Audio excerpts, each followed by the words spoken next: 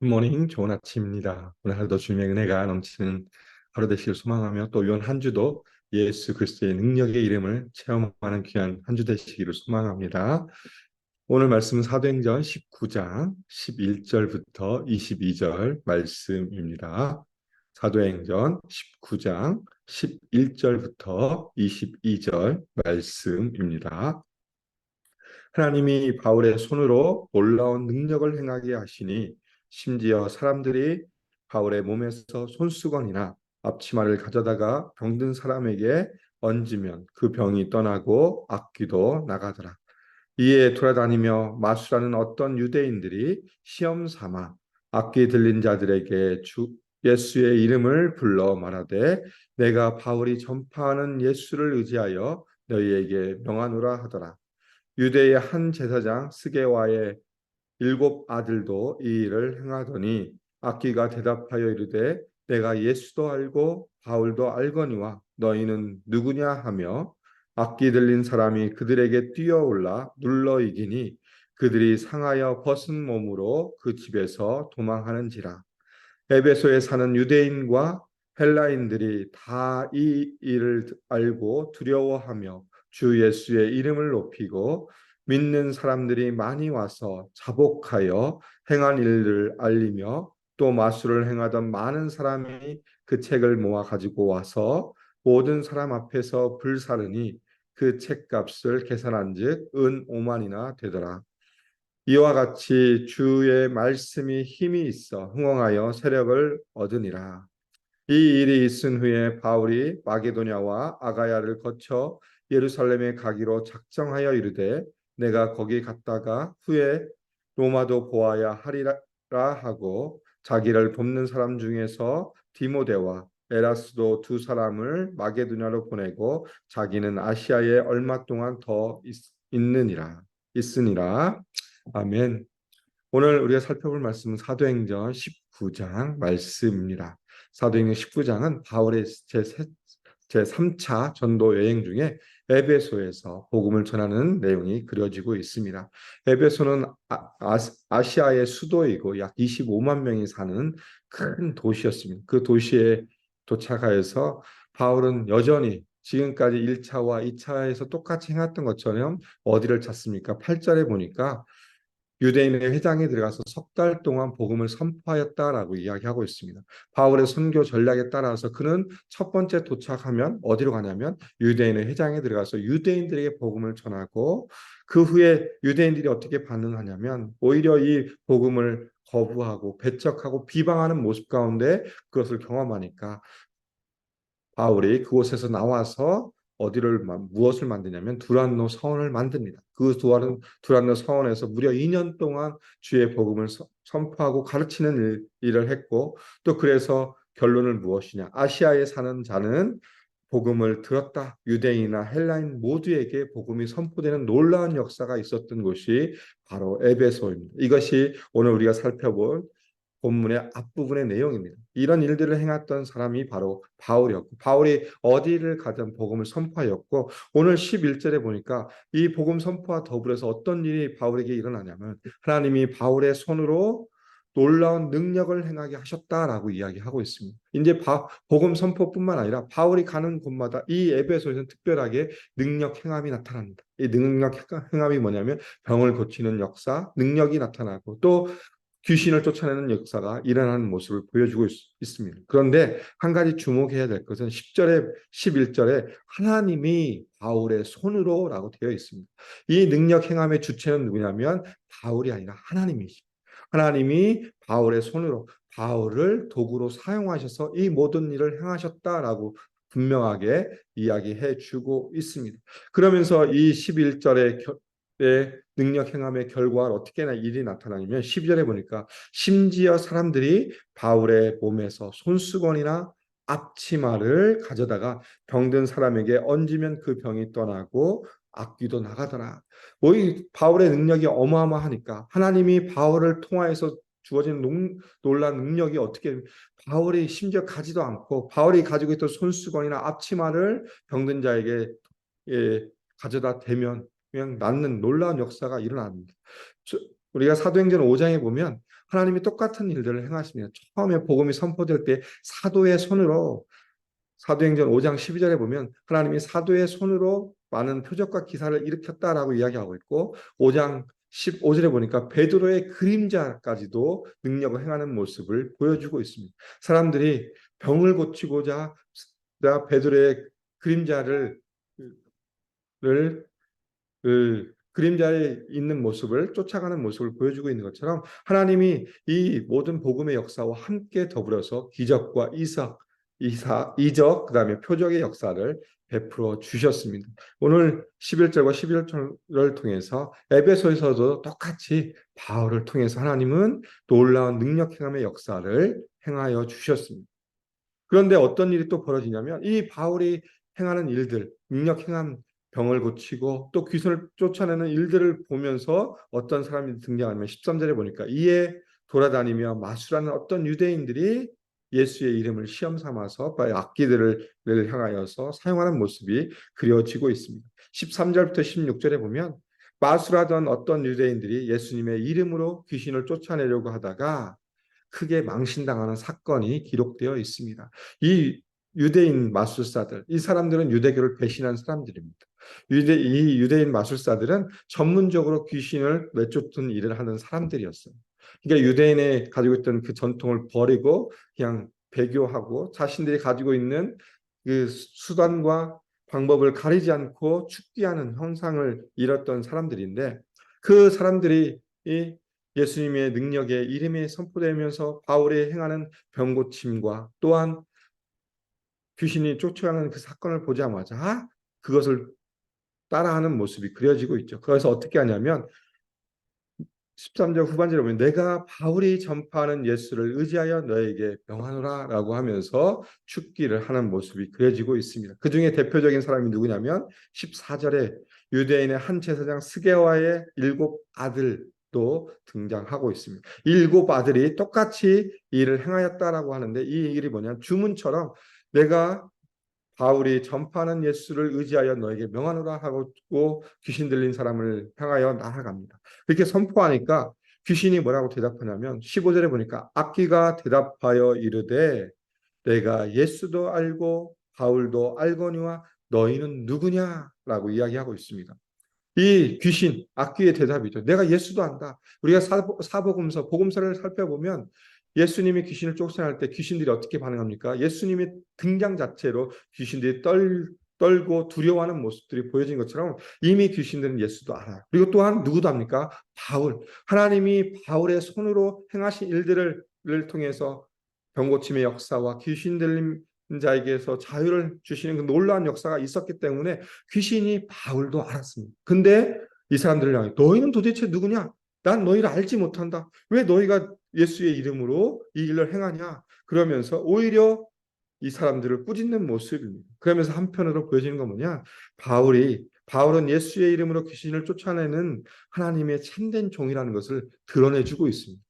그러니까 바울이 이 이름이 등장하는 것은 바울은 정말 하나님의 손에 이끌려서 하나님의 손에서 하나님의 주권으로 이 모든 것을 행하는 하나님의 신실한 종이다라는 것을 보여주고 있고 그러면서 유대인 마술사는 너희는 예수님과 전혀 상관없는 사람이다라는 것을 분명하게 보여주고 있습니다. 그러면서 어떤 일이 벌어집니까? 악기 들린 한 사람이 그들에게 뛰어올라서 그들을 눌러 이겼다라고 이야기하고 있습니다. 눌러 이기다의 원어적 의미는 다스리다라는 의미를 가지고 있습니다. 다스리다. 그러니까 한 사람이 7 사람에게 달려들어서 그 사람들을 상처내고 벗은 몸으로 쫓아낼 정도로 눌러서 이기는 모습. 오히려 이 악기가 그 사람들을 제압하고 다스리는 모습으로 보여주고 있습니다.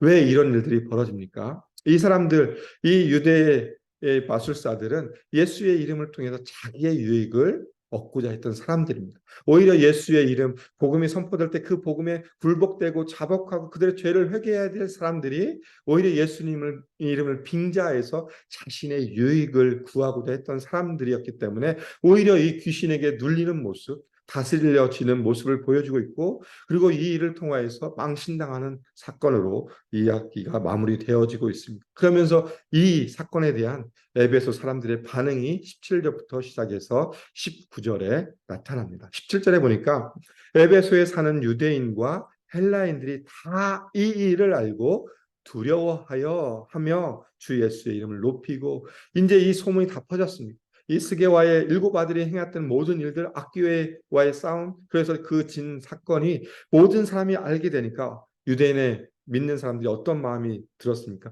두려웠다라고 이야기하고 있습니다. 이 두려움은 뭐냐면 예수의 능력에 대한 두려움이었습니다.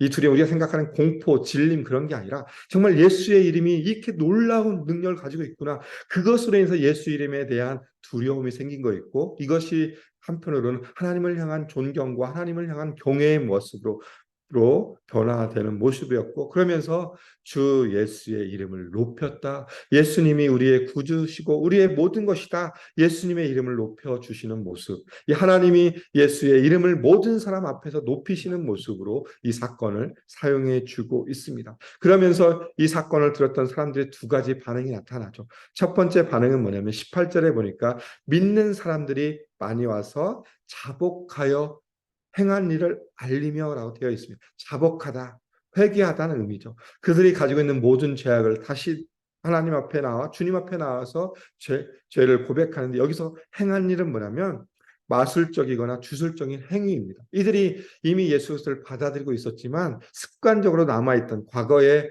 부끄러운 행위를 여전히 버리고 있지 못했어요. 그러나 이 사건이 을 통해서 다시 한번 그의 삶의 모습을 돌아보게 하고 자신의 부끄러운 행위들을 오히려 나와서 자복하는 입술의 고백이죠. 내가 이런 죄를 지었습니다. 내가 이런 수많은 죄를 지었습니다. 다시는 이런 죄를 짓지 않겠습니다라고 고백하는 일이 벌어지게 됩니다. 그래서 자신의 죄악들을 고백하는 모습으로 첫 번째 이들의 반응이 나타나고, 두 번째는 19절에 보니까 마술을 행하던 많은 사람들이 자신들이 쓰던 책들을 다 가지고 와서 많은 사람들이 보는 앞에서 어떻게 합니까? 그것을 다 불태우는 모습을 보여주고 있습니다. 그러면서 19절에 보니까 후반부에 그 책값을 계산한 즉 은 5만이나 되더라라고 되어 있습니다. 이 많은 책들, 정말 비싼 책들을 태우는 모습을 보여주고 있죠. 그들이 예수를 믿고 그로 인해서 그들이 이제 더 이상 자복하였습니다. 내가 더 이상 행한 일을 고백하고 내가 더 이상 그 일을 하지 않겠습니다 하니까 마우스를 행하는 그 사람들이 자신들이 사용하는 모든 것들을 가져다가 다 불태우면서 그들의 믿음을 보여주고 있죠. 그러면서 책값이 은 5만인데 여기서 은 하나는 하루 품삯에 해당하는 것입니다. 드라크마라고 되어 있는데 은 하나가 하루 품삯이면 5만은 한 사람이 137년의 일을 해야만 얻을 수 있는 어마어마한 금액입니다. 그만큼 이 사람들이 자신이 가지고 소유했던 좋은 것들을 다 버리는 모습을 보여주고 있죠. 이 에베소 사람들은 자신의 죄를 고백하고 또 그 자신의 고백으로 끝나는 것이 아니라 자신이 가지고 있는 나쁜 것들을 다 불태움으로 자신들의 믿음을 보여주는 것으로 그들의 이 사건에 반응하는 모습을 보여주고 있고, 그래서 결론이 어떻게 내립니까? 20절에 보니까 이와 같이 주의 말씀이 힘이 있어 흥왕하여 세력을 얻으니라. 주의 말씀이 힘이 있어 흥왕하여 세력을 얻었다라고 이야기하고 있습니다. 하나님의 말씀, 바울이 선포한 복음이 놀라운 능력의 힘을 얻게 하였고, 또 복음 전파와 능력 행함을 통하여서 그 에베소가 놀라운 하나님의 나라가 되어지는 모습을 보여주고 있습니다. 말씀의 선포는 우상의 도시였던 에베소입니다. 왜 우상의 도시라고 하냐면 이 에베소의 한 가운데 가장 높은 곳에 아데미의 신전이 있었습니다. 그 당시에 가장 큰 아데미의 신전이 있었고, 그곳에서는 늘 때에 따라서 제사를 지내는 일들이 계속 벌어졌습니다. 그러면서 이 도시가 정말 그것을 숭배하고 하는 그 모든 일들이 있었고, 또한 우리가 앞에 살펴본 것처럼 이 예수를 믿는 사람들에게도 어떤 일들이 벌어집니까? 주술적이고 마술적인 일들이 계속 일어났습니다. 그만큼 우상이 숭배되어 있고 주술과 마술이 팽배했던 이 도시에 복음의 선포와 능력 행함을 통해서 새로운 기독교의 문화가 싹 틔우는 일들이 벌어지게 되었습니다. 그러니까 예수 그리스도의 복음을 듣고 그 능력 행함을 받은 사람의 삶의 변화를 통해서 도시가 변화되는 모습을 보여주고 있습니다. 그러면서 또 앞으로 펼쳐질 또 에베소에서 소동의 이유가 되는 거죠. 이 많은 사람들이 예수를 믿음으로 것들을 다 버림으로 말미암아서 또 은장색이란 데메드리오가 나타나서 그들을 도시를 소동함으로 말미암아 또 믿는 자를 핍박하는 일들이 또 벌어집니다. 그 이유가 뭐냐? 바로 여기에 있습니다. 말씀이 흥황하였기 때문에 많은 사람들이 예수 그리스도를 믿음으로 말미암아 그 도시가 개인의 회개뿐만 아니라 도시가 변화되는 일들이 있었기 때문에 결국 또 그 에베소 안에 소동이 일어나는 모습을 보여주고 있습니다. 그러면서 21절과 22절에 다시 바울의 이제 앞으로의 선교 계획에 대한 이야기를 하면서 마무리되어져 가고 있습니다. 마게도니아와 아가야를 거쳐 예루살렘에 가기를 작정하였다라고 이야기하고 있는데 이 작정하다의 원어적 의미는 영이 작정하였다라고 하고 풀이할 수 있습니다. 영은 누구냐? 바로 성령입니다. 바울이 마게도니아와 아가야를 거쳐 예루살렘에 가려고 하는 것은 성령의 이끄심이고 또한 그가 가려고 하는 또 목적이 무엇입니까? 예루살렘을 거쳐 로마도 가고 싶은 그 마음을 드러내고 있습니다. 여기서 로마를 가고 싶은 이유는 뭐냐면 바울의 생각에서는 로마에는 땅끝을 향하는 전초 기지였습니다. 팍스 로마나 정말 모든 길이 로마로 펼쳐져 있었기 때문에 로마에서 복음이 선포되면 그 길을 따라서 온 세상에 복음이 선포될 것이다라는 그 생각을 가지고 있었기 때문에 바울은 내가 예루살렘을 떠나서 로마를 향하여 갈 것이고 그곳에서도 복음을 전해야 되겠다는 그 마음을 표현해 주고 있습니다. 그러면서 오늘 본문은 마무리되어져 가고 있습니다. 오늘 우리가 말씀을 살펴보면서 하나님의 몰밥 복음이 선포된 곳에 또 하나님의 능력이 나타나는 것을 보여주고 있고 또한 이 모든 사건을 통해서 두 가지가 일어나죠. 개인의 회개, 참된 회개가 일어납니다. 회개라는 것은 내가 가지고 있는 죄를 고백하는 것으로 끝나는 것이 아니라 그곳에서 돌이키는 것까지가 회개입니다. 그 모습이 바로 이 사람들이 자신들이 가지고 있던 모든 책들, 주술과 마술에 관련된 모든 책들을 태움으로 그들이 내가 하나님 앞에 신실하게 돌아섰습니다라는 것을 보여주고 있고 또 하나가 무엇이냐? 이들의 신실한 변화, 삶의 회개와 변화를 통해서 이 도시가 또 변화되는 모습을 보여주고 있습니다. 우리가 이 땅을 살아갑니다. 이 어스틴 땅에 살아가면서 하나님이 우리를 하나님의 자녀로 부르셨습니다. 이 땅에 살아가면서 우리가 하나님의 자녀로 살아가기 위해라는 건 뭐냐? 우리의 삶이 통해서 우리가 하나님의 나라를 누리고 살아가고 하나님의 자녀로 하나님의 백성으로 이 땅을 살아갈 때 우리의 모습을 통해서 복음이 선포되어지길 원하시는 모습이고 또한 그것을 넘어서 우리가 살고 있는 이 어스틴이라는 땅이 우리를 통해서 우리의 개인의 삶뿐만 아니라 우리가 전하는 예수의 그 놀라운 능력을 통해서 이 도시가 변화되기를 원하셔서 우리를 부르셨다는 것을 기억하셨으면 좋겠습니다. 오늘 우리가 하루를 살아갑니다. 오늘 하루의 삶을 통해서 우리가 예수의 능력을 먼저 경험하고 체험하고 그 체험한 그 예수의 능력을 선포할 때 우리가 살아가는 이 도시 어스틴이 하나님의 나라가 선포되어진 놀라운 도시가 되고 주의 백성들이 돌아온 놀라운 역사가 일어나는 그 일이 우리를 통해서 이루어지기를 소망하며 축복합니다. 우리에게 주어진 오늘 하루 우리가 온전하게 주님을 바라보며 주님의 그 놀라운 예수 그리스도의 이름을 그 능력을 경험하며 살아가는 귀한 하루가 되시기를 주님의 이름으로 소망하며 축복합니다. 함께 기도하겠습니다.